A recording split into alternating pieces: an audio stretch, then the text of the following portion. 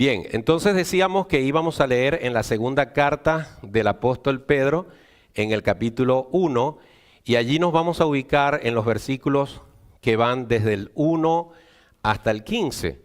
Segunda carta de Pedro, capítulo 1, versículos 1 al 15.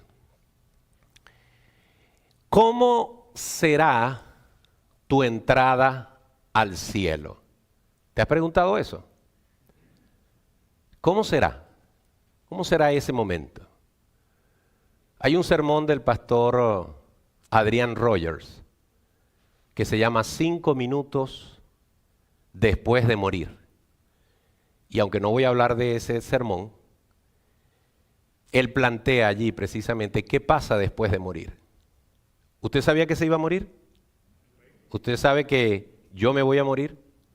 Puede ser hoy, puede ser mañana, puede ser dentro de 30 años, pero nos vamos a morir. Y una vez que este corazón se detenga y los signos vitales desaparezcan, los ateos piensan que todo se acabó. Es como matar un insecto y se acabó. No hay un cielo ni un infierno de cucarachas. Ni hay un cielo ni un infierno de mosquitos. Pero para el ateo, morir es eso. Por eso se llama existencialismo. Dejaste de existir, dejaste de ser. Pero la Biblia dice otra cosa. La Biblia dice que la muerte física simplemente significa separación del alma, del espíritu, de este cascarón, de este envase en el que vivimos. Y comienza una existencia en la eternidad. Los cristianos creemos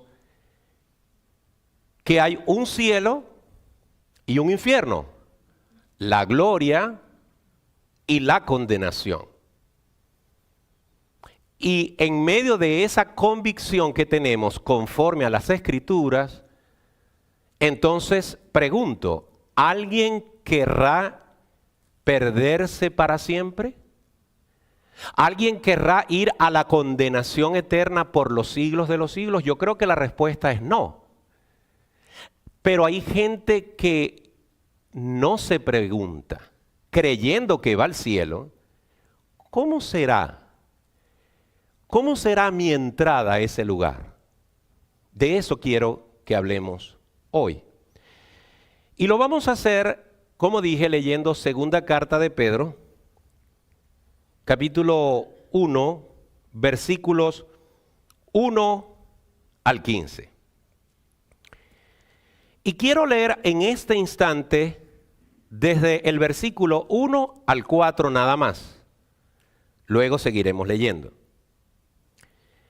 El apóstol Pedro dice, Simón Pedro, siervo y apóstol de Jesucristo, a los que habéis alcanzado por la justicia de nuestro Dios y Salvador Jesucristo, una fe igualmente preciosa que la nuestra. Gracia y paz os sean multiplicadas en el conocimiento de Dios y de nuestro Señor Jesús. Como todas las cosas que pertenecen a la vida y a la piedad nos han sido dadas por su divino poder, mediante el conocimiento de aquel que nos llamó por su gloria y excelencia, por medio de las cuales nos ha dado preciosas y grandísimas promesas, para que por ellas llegaseis a ser participantes de la naturaleza divina, habiendo huido de la corrupción que hay en el mundo a causa de la concupiscencia. ¿Cómo será tu entrada al cielo? Oremos. Nuestro buen Dios, Padre eterno, qué deliciosa es tu palabra cuando la leemos y meditamos en ella. Señor, entendemos que más allá de la lectura, hay un mensaje que tú nos quieres transmitir hoy, esta tarde. Yo he orado para que tú pongas el pasaje adecuado para hoy. Yo te he pedido que me des la palabra tuya para hablarla a esta congregación. Y creo por fe que me has dirigido a este pasaje, porque creo por fe que tú quieres que esta iglesia y quienes ven este sermón escuchen lo que tú tienes que decir. Señor, que no sea yo, sino tú.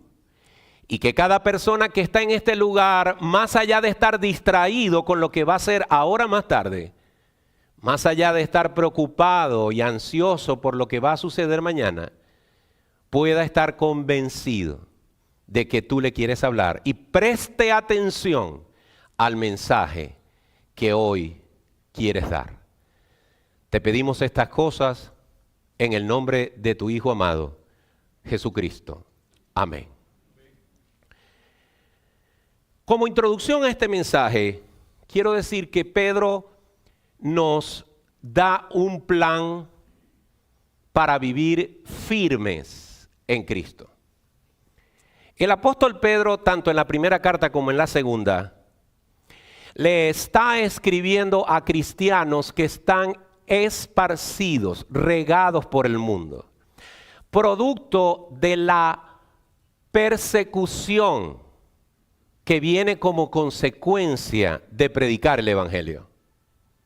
Yo no sé si usted ha leído las noticias de lo que está pasando ahora mismo en África, pero son centenares de cristianos que están muriendo en ese continente, en ese país, como consecuencia de creer en Jesucristo y predicar a Jesucristo. No es algo que está sucediendo en el siglo I, como de hecho sucedía en este tiempo, sino es algo que está sucediendo hoy, a pocos miles de kilómetros de este lugar. Pedro le está escribiendo a cristianos que están siendo oprimidos por todo el mundo. Pero a pesar de esa opresión y a pesar de ese sufrimiento, Pedro quiere transmitirles ideas que ellos conocen, pero necesitan ser refrescadas. El apóstol Pedro, según el versículo 14 que vamos a leer ahora más tarde, vamos a darnos cuenta que estaba seguro de que sus días estaban terminando. Muy probablemente él está escribiendo esta carta preso en Roma y ahí va a ser asesinado por Nerón. Y sabiendo que sus días están cerca, no pierde oportunidad de escribirle a los hermanos para que puedan comprender lo que el Señor quiere que sepan. Él desea que los receptores de su carta, y nosotros somos receptores de esa carta 2000 años después, podamos vivir una vida firme y que podamos crecer en la fe que es en Cristo Jesús. Él deja instrucciones claras. Él nos deja una receta de cómo debemos vivir. También nos da razones, argumentos, motivos para esforzarnos, para poner un empeño en crecer espiritualmente.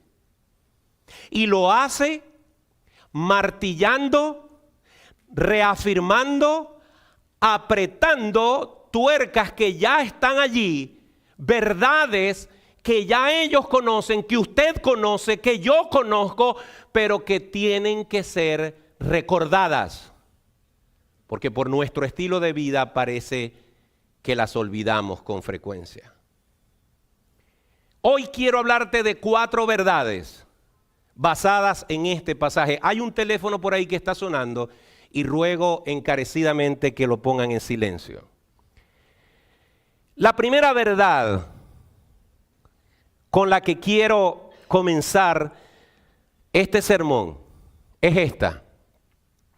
La fe afirma nuestra identidad.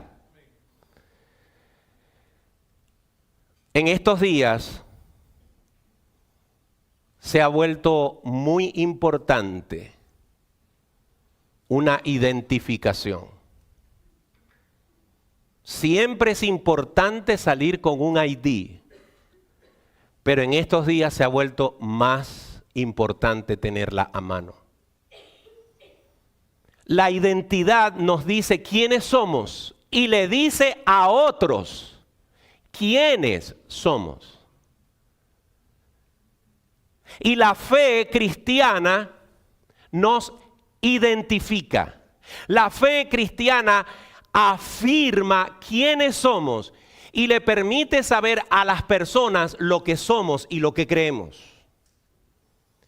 Esto lo notamos en los primeros 4 versículos que leímos.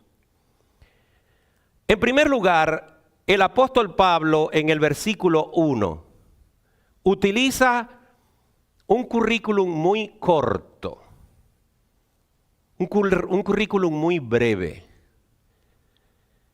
Él se presenta primero como esclavo, como siervo, y luego se presenta como apóstol.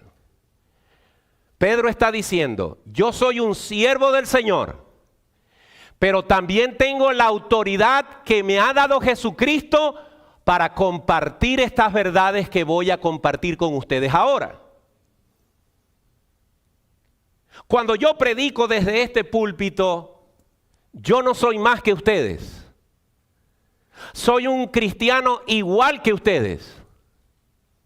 Soy un esclavo, soy un siervo, soy un discípulo.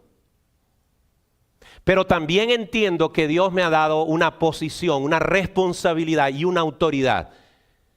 Y eso me lleva a apretar, a recordar cosas que usted dice, eso ya yo lo sabía. Bueno, pero hoy es necesario que lo vuelva a repasar. Así que Pedro dice, soy un siervo, soy un apóstol. Y con esa autoridad les hablo estas cosas.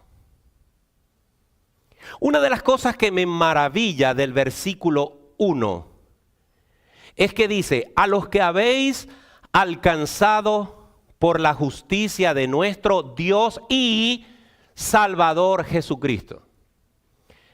En esta salutación es importante entender que se nos está presentando a Jesucristo no como Dios y Jesucristo, sino que se nos está presentando a Jesucristo como Dios y Salvador.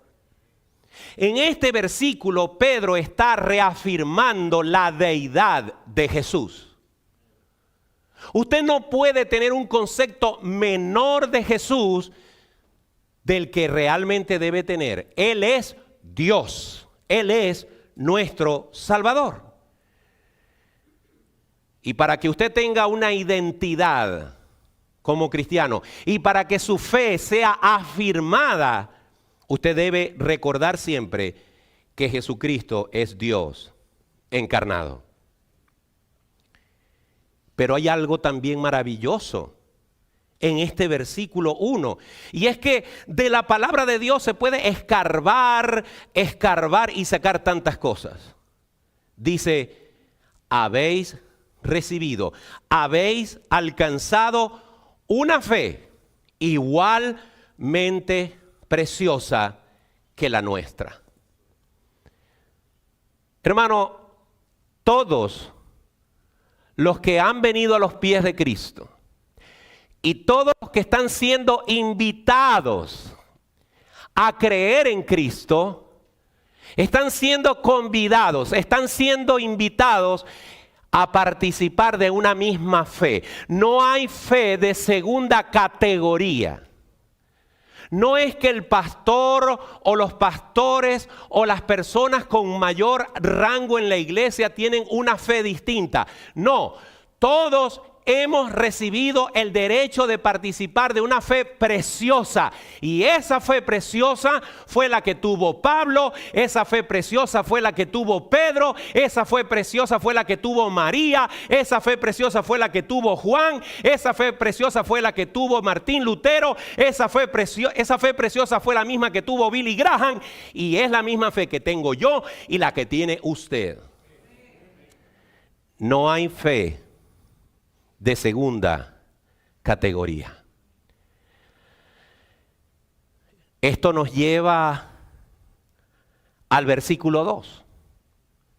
Si hemos recibido esta fe, una fe preciosa, el versículo 2 dice que por esa fe, la gracia y la paz os sean multiplicadas en el conocimiento de Dios y de nuestro Señor Jesús.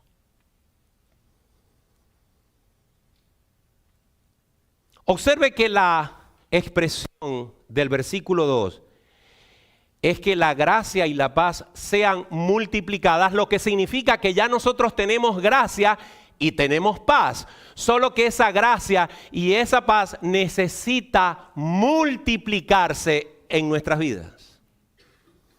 Y eso es por medio del conocimiento. Cuando tenemos el conocimiento correcto de Jesucristo, cuando tenemos el conocimiento correcto de la palabra de Dios, cuando comprendemos exactamente lo que significa ser cristiano, tenemos el conocimiento que hace que la gracia de Dios y la paz de Dios se multiplique en nuestras vidas. Pero usted no puede experimentar la gracia de Dios y su paz si usted no conoce la palabra, si usted no conoce las Escrituras.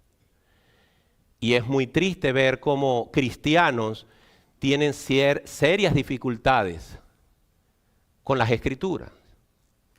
Me recuerda una historia, la historia de un predicador, de un pastor. Él estaba predicando a una congregación como esta. Y para ilustrar precisamente el poco conocimiento que algunos cristianos tienen de la Biblia, decía que en una ocasión él dio un estudio bíblico y preguntó, a ver, ¿qué son epístolas? Y una persona por allá se levantó y dijo, epístolas son las esposas de los apóstoles.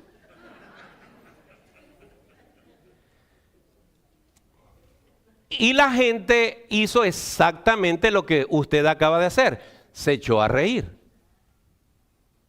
Cuando terminó el sermón, una hermana se le acercó y le dijo, pastor, yo no entendí el chiste.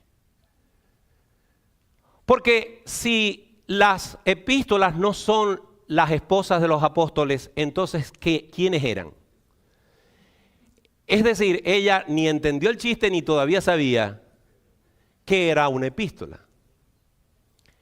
Pues hay algunos creyentes que pueden pasar años sin comprender el ABC del Evangelio. Y si usted no tiene un conocimiento profundo de Dios, entonces va a ser difícil que pueda experimentar su gracia y su paz. La palabra conocimiento aquí en la epístola de Pedro es epignosis, una palabra griega que habla de un conocimiento práctico, de un conocimiento pleno, de una comprensión de lo que significa la salvación, de lo que significa ser salvo. Y si yo quiero afirmar mi fe en Cristo, tengo que entender qué es ser salvo y cómo soy salvo. Si no puedo explicarlo, es porque no lo puedo entender. Cuando usted tiene el suficiente conocimiento de Dios, cuando aprende a tener una relación personal con Dios, la gracia y la paz se multiplican en su vida. Y los versículos 3 y 4 nos dice el apóstol Pedro que todas las cosas que necesitamos para vivir con devoción, para vivir con una entrega a Dios, lo que necesitamos para eso ya nos ha sido dado. Usted no tiene que esperar que Dios le dé algo más. Ya usted recibió la porción que necesitaba en su vida. Esa porción se llama el Espíritu Santo. Así como Dios Padre le creó a usted, así como su Hijo Jesucristo, Dios Hijo, le salvó a usted, el Espíritu Santo ha venido a vivir en su vida, ha hecho habitación en su vida y le ha dado todo lo que usted necesita. Que usted lo tome, que usted lo use, es otro asunto.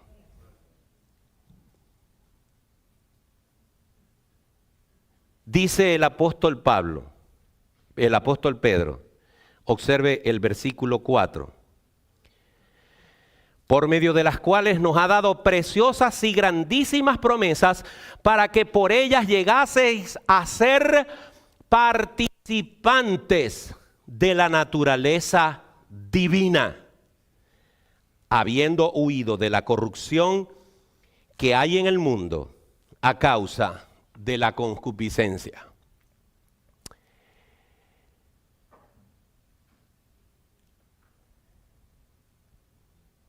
Si usted huye de algo, es porque hay algo que lo quiere atrapar.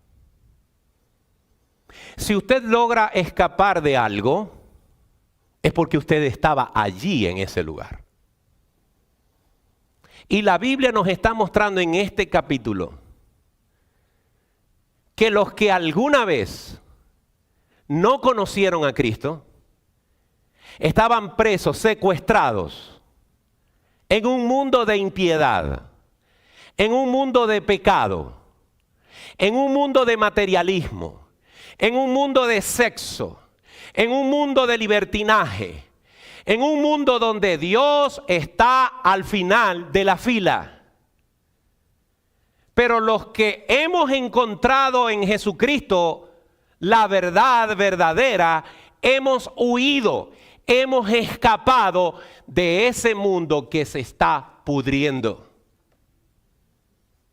Todos los jueves, en la noche, tengo que ir a la parte de atrás de mi casa y tomar el envase de basura y sacarlo y ponerlo a la orilla de la carretera para que el camión venga y se lo lleve.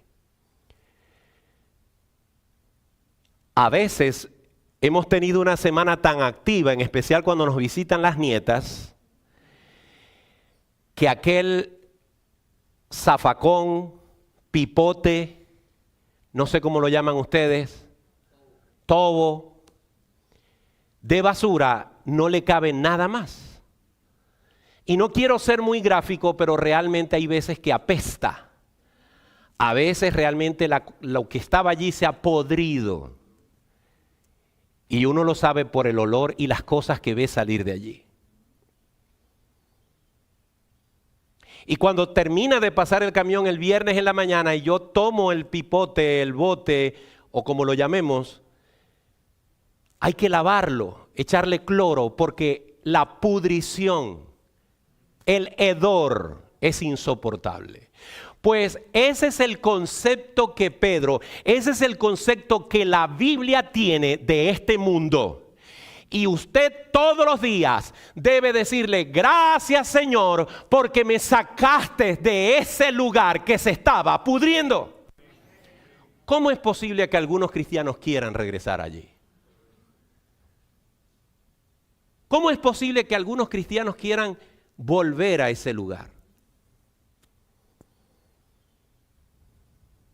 Dice el apóstol Pedro que hemos escapado de ese mundo que se pudre. Afirmar la fe, afirmar nuestra identidad es que nosotros podamos recordar que hemos recibido todo lo que necesitamos para vivir como Cristo quiere que vivamos. Un cristiano que se identifica, un cristiano que tiene su fe afirmada, sabe quién es y sabe que Cristo es su Señor, sabe que Cristo es su jefe, sabe que le va a dar cuentas cuando llegue al cielo. Y si él quiere tener una buena entrada en el cielo y dar buenas cuentas, él sabe que tiene que obedecer a su jefe llamado Jesús. Esto nos lleva a la segunda verdad. Hemos dicho que la fe afirma nuestra identidad, pero ahora el apóstol Pedro, desde el verso 5 hasta el verso 10, coloca el balón, coloca la pelota en nuestra cancha. En el versículo 1 al 4, Pedro ha puesto la pelota en el punto de penalti y le ha dado una patada y nos ha metido gol. Nos ha dicho, ustedes ya tienen todo lo que necesitan. Ahora, en el versículo 5 al 10, dice, ahora la pelota está en su cancha. En la cancha suya, en la cancha mía. Vamos a leer estos versos desde el 5 hasta el 10. Y lo vamos a hacer saboreando cada frase. Vosotros también, poniendo toda diligencia por esto mismo, añadid a vuestra fe virtud, a la virtud conocimiento, al conocimiento, dominio propio. Al dominio propio, paciencia. A la paciencia, piedad. A la piedad, afecto fraternal.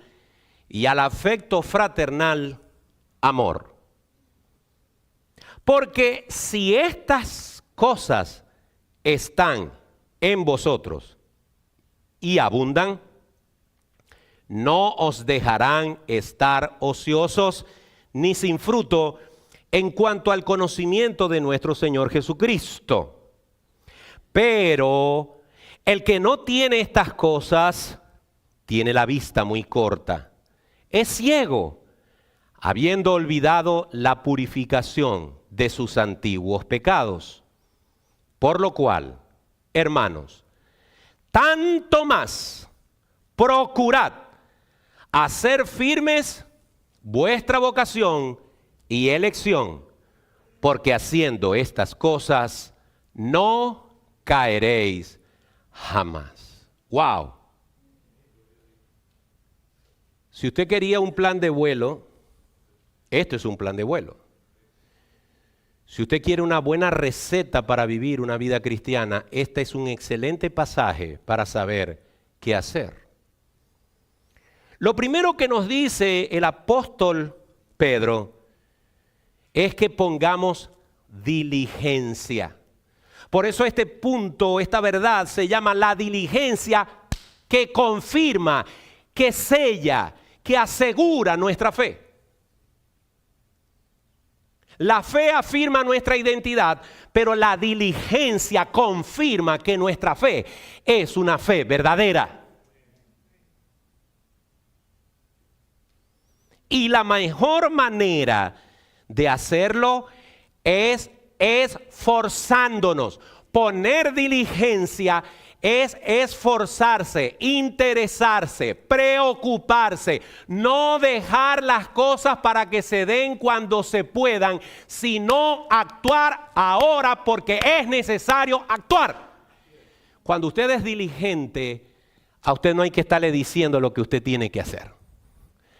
Cuando usted es diligente y lo llaman para decirle lo que usted tiene que hacer, usted puede responder, no, si ya eso yo lo hice.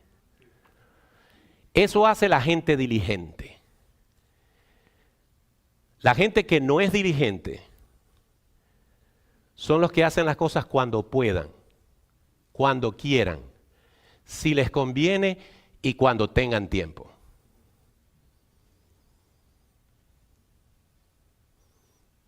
El apóstol Pedro está diciendo, sean diligentes, pongan toda diligencia, todo interés, esfuércense.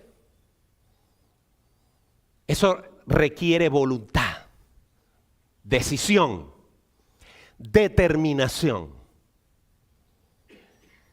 ¿Para qué? ¿Para qué se nos pide diligencia?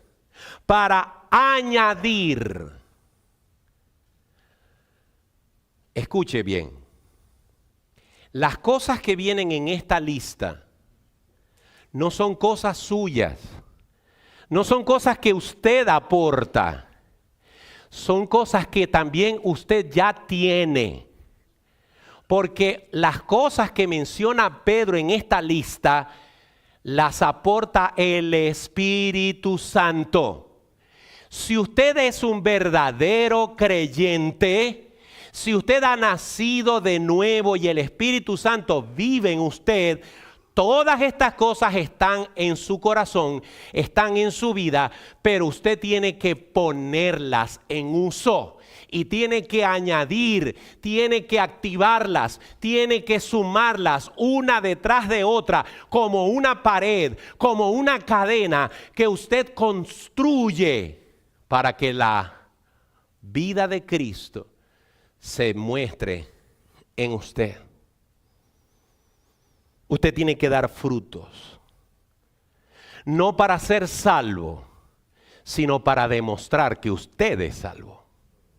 ¿Escuchó eso? Usted no da frutos para ser salvo. Usted da frutos para demostrar que usted ha sido salvado. Ahora bien, el apóstol nos dice, añadan a vuestra fe, la fe es la base, la fe es el piso, la fe es la viga de carga donde usted va a montar el resto de las cosas. La fe, la convicción de lo que no se ve, la esperanza de lo que se sabe que viene, la seguridad de que mi vida está en las manos de Dios. La fe es la base. A esa fe añadid virtud. Ahora, la palabra virtud tiene muchas acepciones, pero en este caso significa alguien que ama la excelencia en su comportamiento. Alguien que destaca en la multitud por su manera de ser. Alguien que no quiere ser como los demás. Alguien que detesta ser un cristiano de pacotilla. Quiere ser un cristiano conforme a la Escritura. Quiere y ama lo que dice la palabra y escudriña en ella porque quiere vivir al estándar de Cristo. Virtud es alguien que quiere vivir y actuar con excelencia. A esa manera de vivir, dice el apóstol Pedro, a esa virtud añadir conocimiento, de lo cual ya hablamos. Solamente que quiero reafirmar que aquí se nos está hablando específicamente del estudio diligente de la palabra de Dios. Yo sigo insistiendo en esto. Me duele, me entristece, pero no me voy a desanimar. Que cada miércoles yo vengo aquí a dar un estudio bíblico que me ha costado horas y horas de estudio. Paso horas preparando las láminas. Y la mayoría de la iglesia está ausente. ¿Saben por qué? Porque no me interesa. Porque no quiero. Porque me da igual saber o no saber. Pues dice el apóstol Pedro que si usted tiene fe y ama el vivir en forma excelente, añádale a eso conocimiento, estudio de la palabra.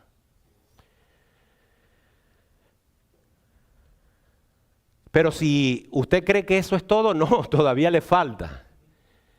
Usted está ahí en su mesa preparando esta receta y ahora tiene que tomar el envase que tiene dominio propio. El dominio propio, la palabra que usa Pedro aquí en griego es la palabra para contenerse. Cuando usted quiere ir al baño, cuando usted realmente necesita ir al baño, usted se contiene, ¿verdad? Usted aprieta, ¿verdad? Usted trata de no pensar en ir al baño. Usted hace un esfuerzo sobrehumano por llegar a donde va para poder ir con calma al baño. Usted aplica todo su esfuerzo, su capacidad mental por no hacerse en el lugar. Puede parecerle grotesco este ejemplo, pero es exactamente lo mismo.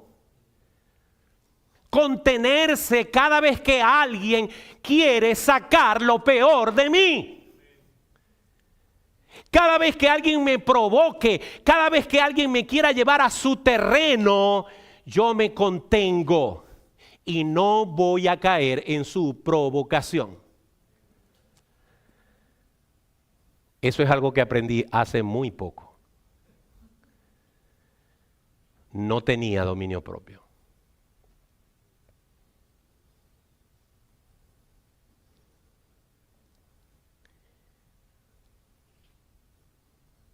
¿Dónde tiene usted su límite?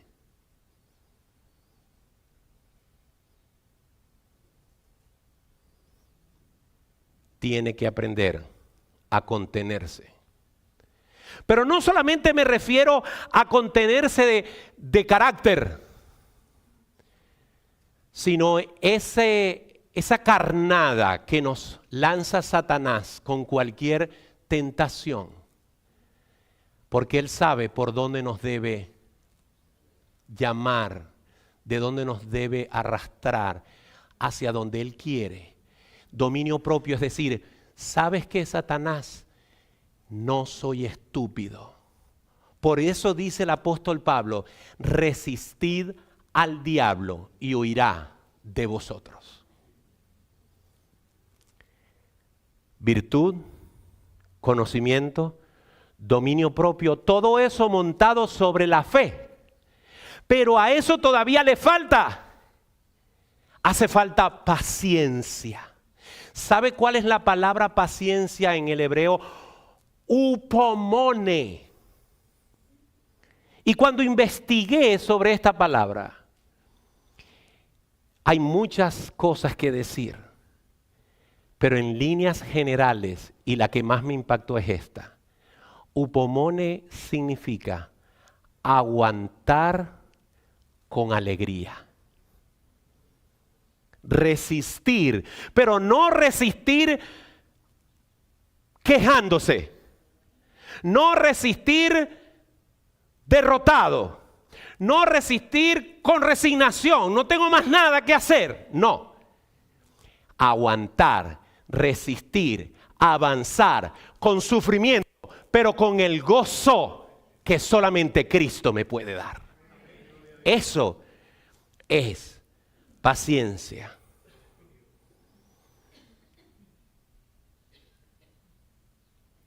Si yo hubiera estado con Pedro, yo le hubiera dicho, Pedro, ¿no te parece mucho?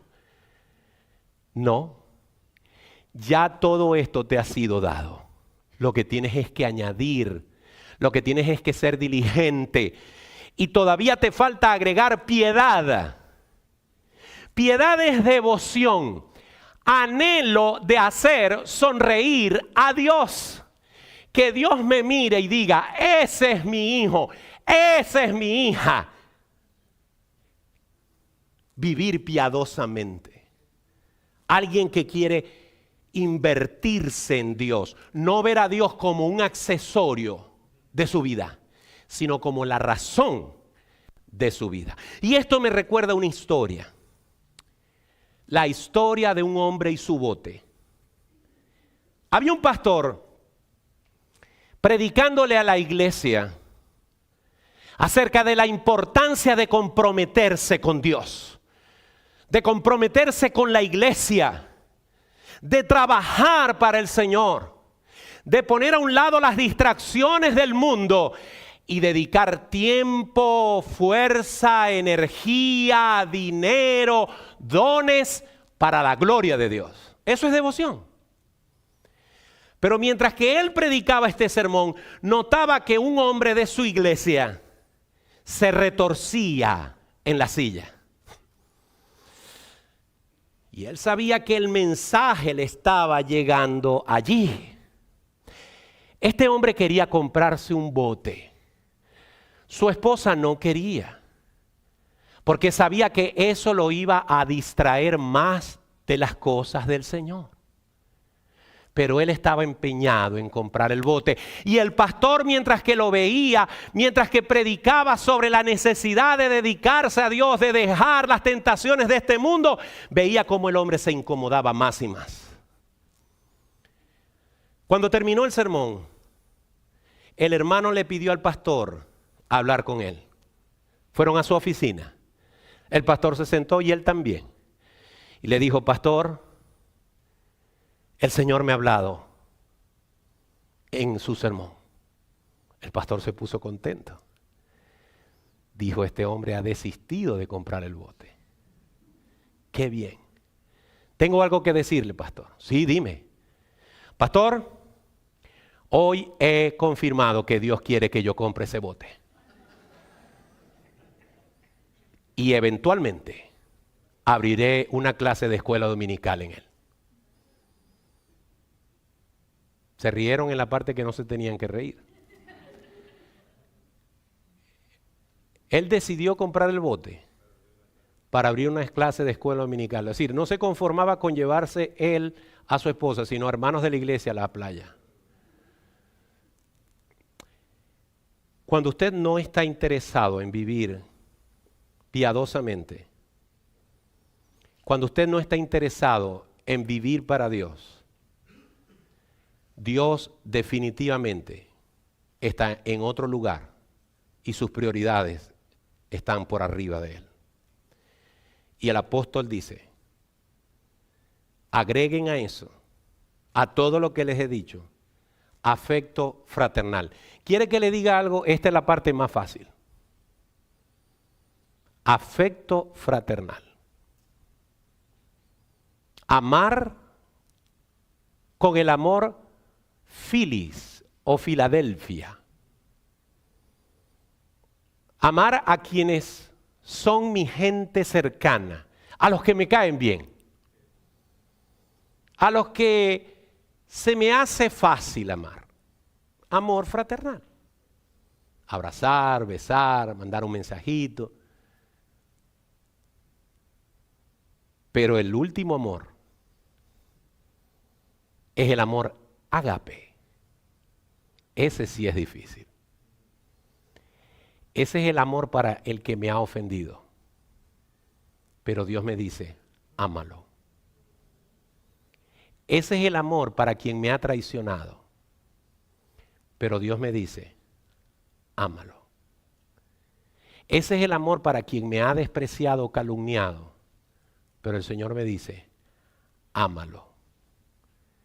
Y no es casualidad que la cadena comienza con fe y termina con el amor de Dios. No es casualidad. El apóstol Pablo dice en Corintios, y hay tres cosas importantes: la fe, la esperanza y el amor. Pero de todas estas tres cosas, lo más importante es el amor de Dios. ¿Y cómo sabe usted que está agregando a su receta amor de Dios? Cuando puede amar a quien le ha dañado a usted. Dice el apóstol que cuando hacemos esto, estamos agradando a Dios. Usted está construyendo un palacio para el Espíritu Santo. No es que el Espíritu Santo va a vivir en usted, ya Él vive en usted, pero quizás lo tiene viviendo en alguna parte como un homeless. Cuando usted hace esto en su vida, el Espíritu Santo va a vivir en un palacio en su vida. El versículo 8 dice que si estas virtudes que acabo de mencionar abundan y abundan más y más, va a haber fruto. La gente va a decir, ese es un verdadero cristiano. Así sí quiero ser un hijo de Dios. Pero de lo contrario, dice el apóstol, ¿cómo me van a distinguir del mundo? Ah, porque digo que soy cristiano y ya está. Pero vivo como viven los demás. No. Si estas cosas abundan en nosotros, nos vamos a distinguir del resto de los demás. Y el versículo 9 dice algo muy fuerte, que el apóstol Pedro no quiere que los hermanos de la época y ustedes dejen de mirar. El versículo 9 nos dice que si alguien no vive de esta manera, que si alguien no tiene estas cosas, es decir, no las ejercita, es un ciego, ha olvidado la purificación de sus pecados. En otras palabras, ha dejado de entender lo que significa ser salvo. Versículo 10. Por lo cual, hermanos, tanto más, procurad hacer firmes vuestra vocación y elección, porque haciendo estas cosas no caeréis jamás. Hermanos, toda esta cadena de virtudes, toda esta cadena de elementos en nuestra vida espiritual, es para que en nosotros se esté constantemente cocinando un platillo delicioso para Dios. Que sea para su agrado, que sea para honrarle. Recuerde que el sermón se llama ¿cómo será tu entrada al cielo? Y tu entrada al cielo será como hayas vivido aquí en la tierra. Miremos lo que dice el versículo 11.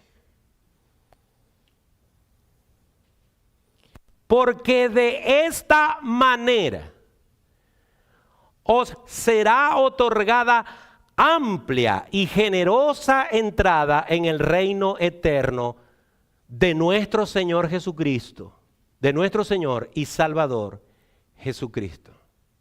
Las personas que tienen estas características nos recuerdan que nadie se salva por sus propios esfuerzos. Pero la gracia no convierte a la gente en un árbol seco que no da frutos, ni en un bloque de piedra insensible. La gracia hace que la gente viva activamente para la gloria de Dios. Dios ha obrado con diligencia en nosotros. Ahora nosotros debemos obrar con diligencia para Él. Nosotros no alcanzamos nuestra salvación por voluntad propia, pero tampoco la alcanzamos sin nuestra propia voluntad. Por lo tanto, esto nos lleva al tercer punto, la bienvenida gloriosa que espera el creyente. Pedro magnifica lo que ya es bueno. Ir al cielo es bueno, es maravilloso, pero él dice, porque de esta manera os será otorgada amplia y generosa entrada en el reino eterno. Ya ir al cielo es bueno, pero Pedro dice, a vosotros por vivir de esta manera les será dada una entrada gloriosa y amplia a la salvación eterna. Observe usted que el versículo no dice que usted se ha ganado la salvación, sino que esta entrada le va a ser otorgada. Por cierto, me llama la atención que quien escribe esto, Pedro, casi siempre en todas las culturas es puesto como el portero del cielo. Siempre en todos los chistes, anécdotas, siempre Pedro está en la puerta decidiendo quién entra y quién no. Y en esa cultura la gente asume que la gente va a entrar al cielo si el reporte que tiene Pedro de las buenas obras le permiten entrar o no. Pero eso no es bíblico.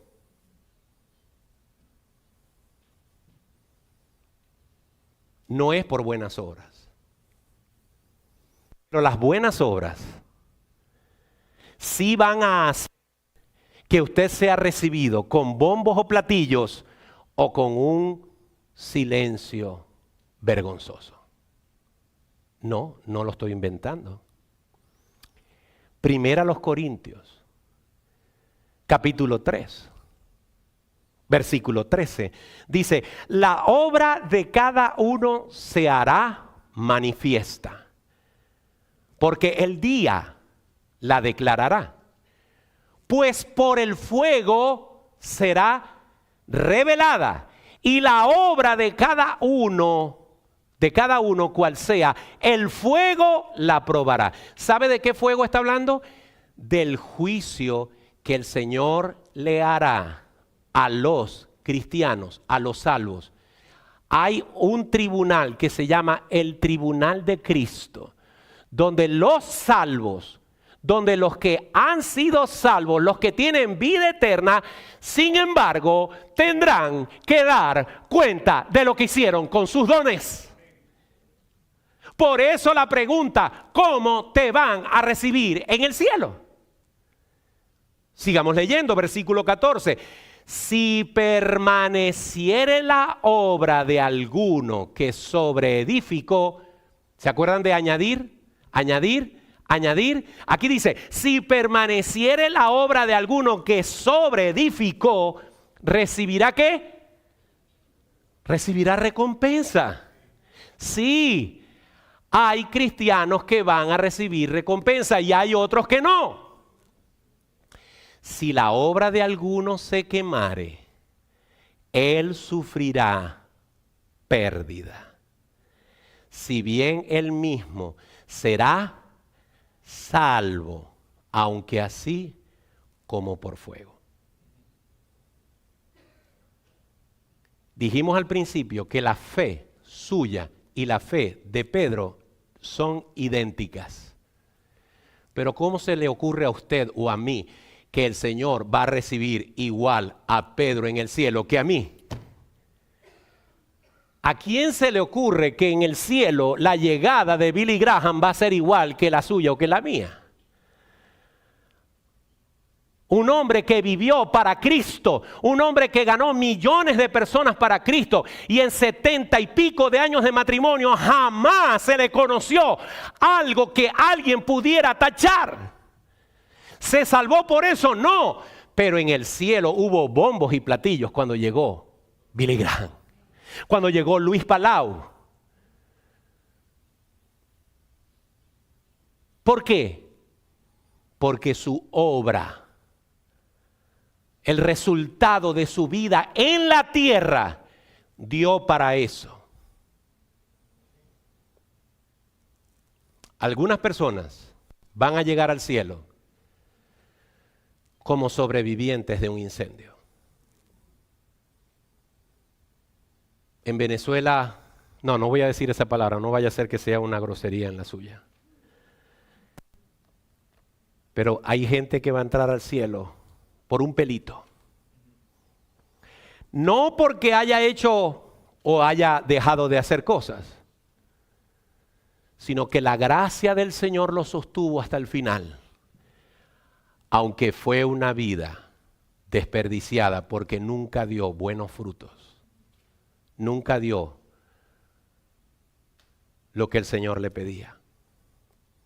Sin embargo, otros van a llegar como un atleta al estadio olímpico en la final del maratón, con el estadio lleno de gente, 100,000 personas, van a entrar y van a cruzar la meta entre vítores, alegrías, gritos de gozo.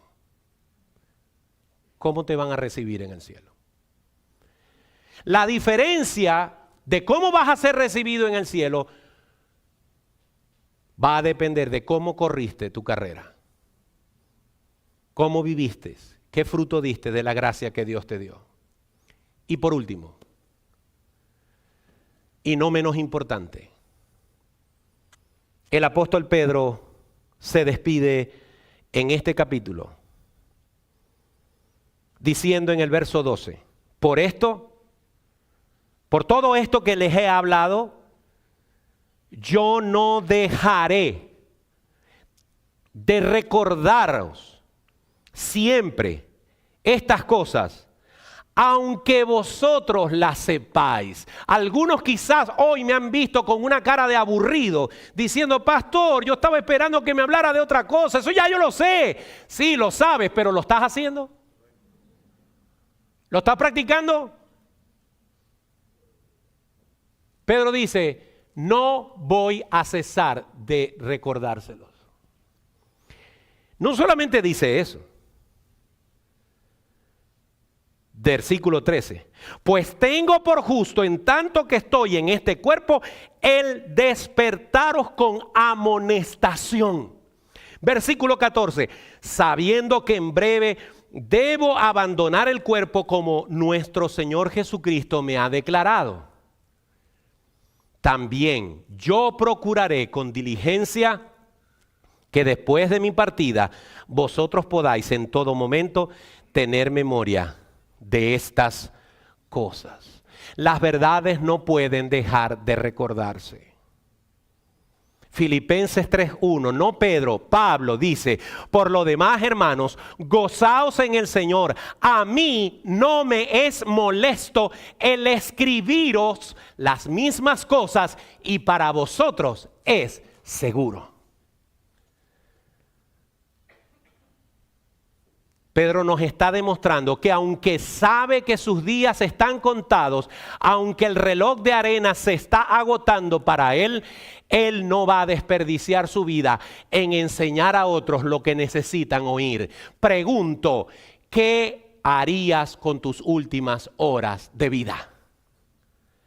¿Qué harías si supieras que tus últimos días están cerca? ¿Para quién vivirías? ¿Qué le dirías a tus nietos? ¿Qué le dirías a tu familia? ¿Qué le dirías a tus amigos? Pedro no tenía otra prioridad sino recordarle a los hermanos lo que tenían que hacer. Hermanos, usted no sabe si el próximo domingo va a estar aquí. Yo no sé si el próximo domingo voy a estar aquí. ¿Cómo va a ser tu entrada al cielo? ¿Cómo te van a recibir?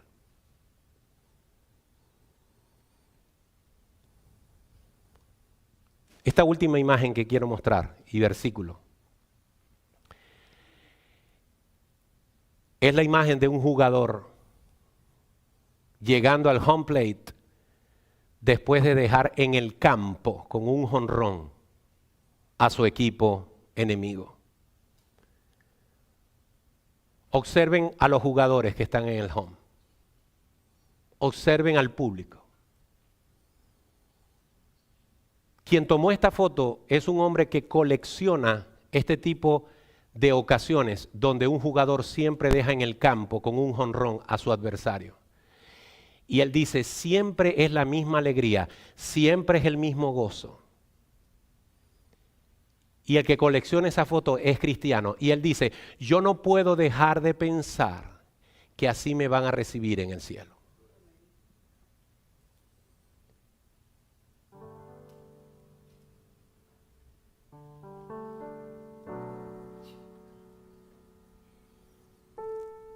Nunca será suficiente hablar de estas cosas. Porque yo Pasé años sentado en una banca. Pasé años siendo predicador. Pasé años siendo maestro de escuela dominical. Pero viví muchos años en mi carne, con mi intelecto, con mis fuerzas humanas. El Señor tuvo que golpearme y golpearme y golpearme para mostrarme que tenía que bajar mi cerviz. El Señor no trajo este sermón por casualidad. Él quiere que tú le añadas, que le pongas, que te esfuerces, que te cueste, que te duela vivir para Cristo.